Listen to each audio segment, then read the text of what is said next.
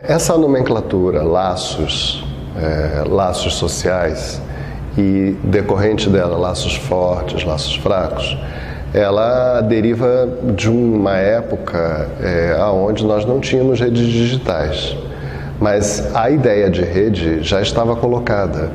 Então, eram as redes sociais, entendida como o coletivo e as relações que as pessoas estabelecem entre elas, né? E, portanto, a ideia de laço, nesse momento, de laço social, ela tinha a ver com isso que a gente entende como sendo vínculo, estabelecer vínculos. Mas um vínculo, ele pode ser mais forte, mais fraco, enfim, mas no fundo todo vínculo envolve uma dimensão afetiva, uma dimensão emocional afetiva. Então, portanto, ele envolve sentimentos que estão em torno daquele vínculo, porque são relações presenciais, ok? O autor que fundamentou essa noção de laço social, distinguindo entre laços fortes e laços fracos, foi o Granovetter. E ao pensar isso, ele estava se referindo, quando ele falava, por exemplo, dos laços fortes, ele estava se referindo aos parentes, aos amigos mais próximos, aos colegas de trabalho, colegas na universidade, pessoas com as quais você estaria convivendo cotidianamente. Então, isso na ideia dele era o que significava laço forte. E os laços fracos seriam as relações esporádicas. Mas veja, mesmo uma relação, por exemplo, uma relação de parentesco, você tem um primo e você conviveu muito com esse primo durante a infância. Nesse momento era um laço forte, mas a vida fez que cada um fosse por um caminho e daí esse primo foi morar num país muito distante e vocês passaram anos sem se ver. Isso se torna, portanto, agora um laço fraco na percepção do Granovetter. Você tem um laço com essa pessoa, mas ele está enfraquecido pela distância e pelo tempo, já que nesse momento em que ele está pensando você não tinha rede digital, não é? Então, os laços fracos, eles podem ser simplesmente um conhecimento casual. Outros exemplos que dão quando você vai num congresso e todo mundo fica trocando cartão e tal. Liga para mim, manda um e-mail e tal. Liga para mim, digamos, né? Sem ter os e-mails ainda. Esse é um laço fraco. E esse é um laço basicamente de interesse. Então, assim, eu estou interessado em fazer um contato com essa pessoa para fazer alguma coisa, para obter algum benefício. Então, aqui entra uma outra conversa, que é a seguinte: toda a ideia de laço, sejam laços fortes ou laços fracos, essa ideia ela se sustenta com base no fato de que os laços trocam recursos. Então, porque afinal, o que é um laço, finalmente? Um laço é o fluir de um recurso de um lado para outro. Alguma coisa flui de um lado para outro. Por isso, inicialmente, essa ideia de vínculo. Então, se é um vínculo afetivo, não circula afeto, flui afeto. Por isso, laceia, por isso ata, não é? Por isso envolve. Porque algo circula de um lugar a outro. E pode circular N coisas, como informação, como dinheiro, como produtos, como afeto mesmo, sentimento, enfim, reputação, respeito, são coisas que circulam, que laceiam, ok, as pessoas. E nesse sentido, você passa a entender os laços por aquilo que os constitui, não como uma denominação de conexão.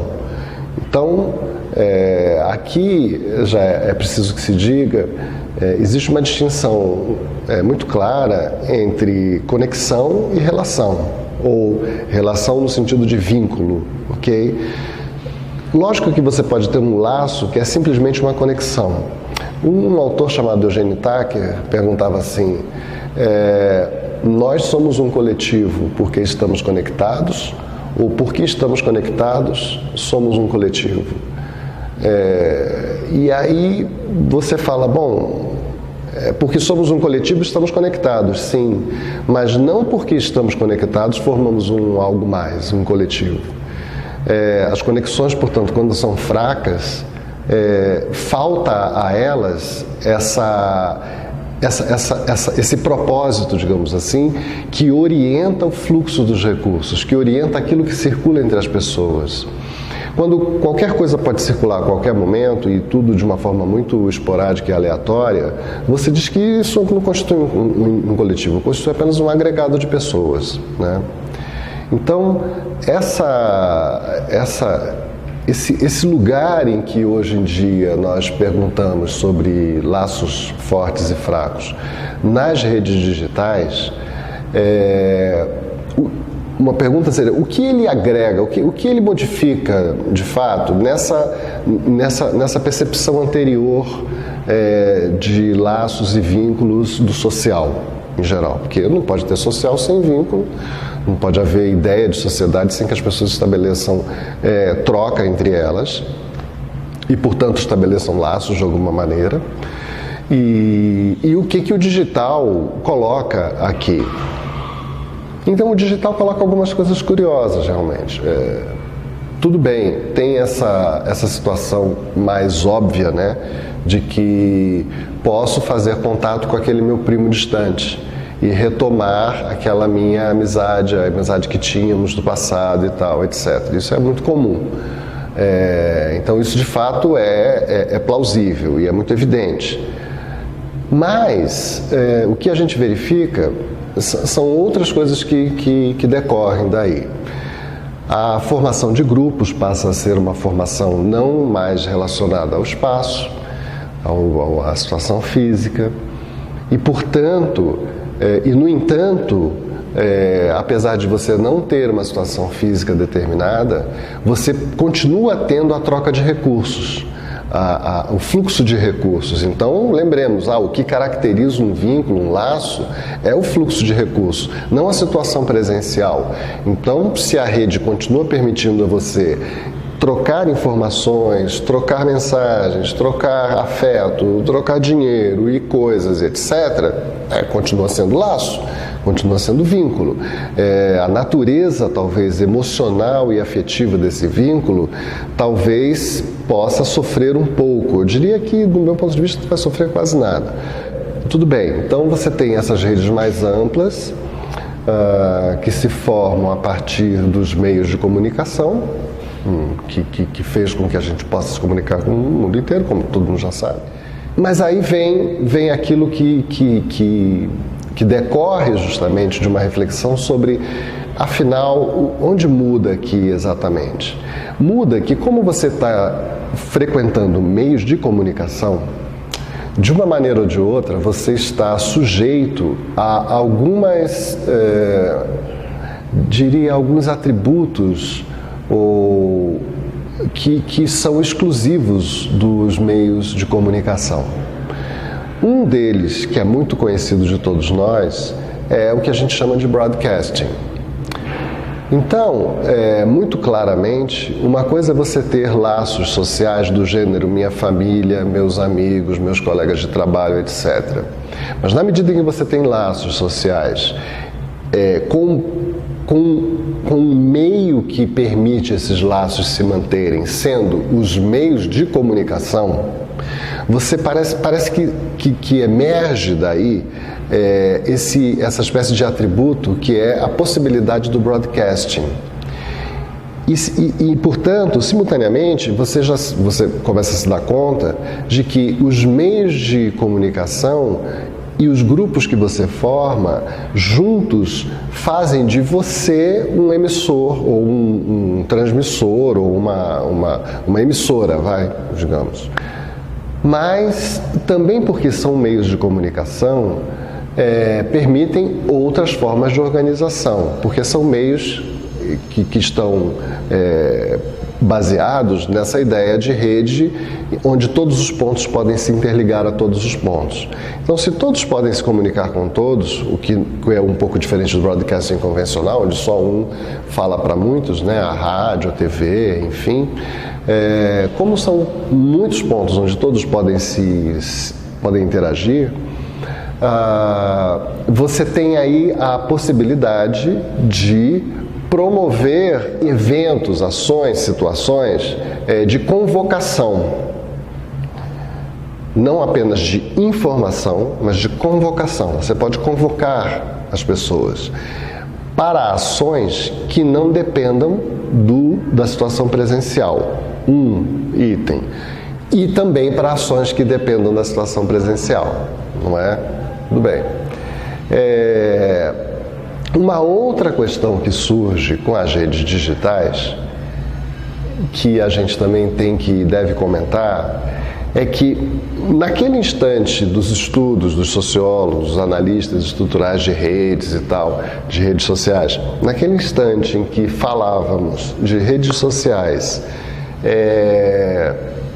do ponto de vista do presencial, portanto os amigos próximos, os vizinhos, etc., o que se pensava naquele instante é que havia ali, nesse trânsito de recursos, nesse fluir de recursos, que havia aquilo que naturalmente as pessoas compartilhavam e ajudavam a construir, que é o que se chamou na época de capital social. Quer dizer, o que socialmente está distribuído entre todos e que partilhamos e que nos configura como um grupo, como um coletivo.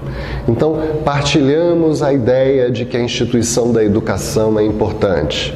Então, todos nós, de alguma maneira, partilhamos os mesmos valores sobre a educação, as mesmas expectativas, desejamos que os nossos filhos sejam educados, cobramos a educação dos outros, etc. Isso, como valor, é partilhado e isso se torna uma espécie de capital, ok?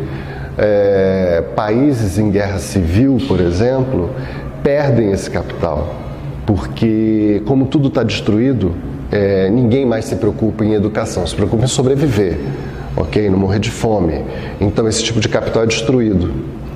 E foi daí que, dessas situações de guerra civil nos anos de 70, 80, enfim, que surge essa percepção de que é preciso pensar o que é mais do que capital estrutural, mas é um capital de social, do próprio social. Sem ele nós não podemos formar uma sociedade. Não basta ter tudo reconstruído para que tenhamos uma sociedade, né?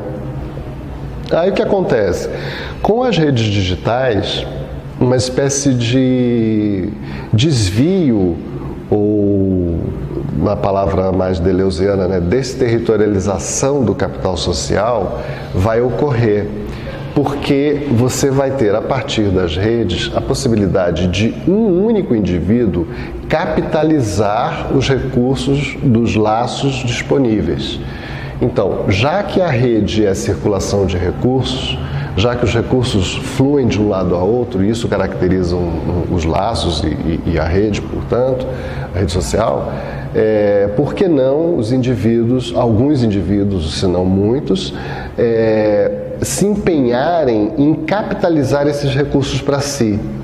E então olharem o coletivo como uma oportunidade para você extrair recursos em seu benefício. Então veja, muito diferente daquela ideia anterior em que um grupo, um coletivo, naturalmente partilha o que tem.